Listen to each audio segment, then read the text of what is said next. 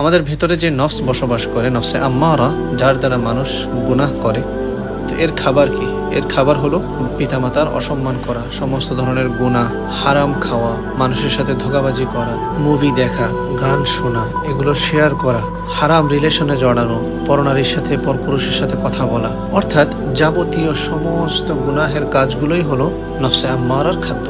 আরেকটা হলো খাওয়া দাওয়া করা।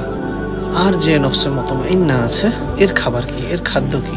এর খাদ্য হলো 5 ওয়াক্ত নামাজ, তাহাজ্জুদের ইহতিমাম করা, মানুষের সাথে উত্তম ব্যবহার করা, পিতামাতার সাথে সৎ ব্যবহার করা, সময় অসময়ে কোরআন তেলাওয়াত করা, জিকির করা, অর্থাৎ আল্লাহ তাআলা খুশি হয় এমন সমস্ত কাজ করা। তো এখন থেকেই একটু একটু করে নফসকে কন্ট্রোল করার হিম্মত করুন এবং নফসে আম্মারাকে পরিশুদ্ধ করে নফসে মুতমাইন্না বানাতে হবে। ঠিক আছে না ইনশাআল্লাহ? জাযাকুমুল্লাহু খাইর। আসসালামু আলাইকুম ওয়া রাহমাতুল্লাহি ওয়া বারাকাতুহু।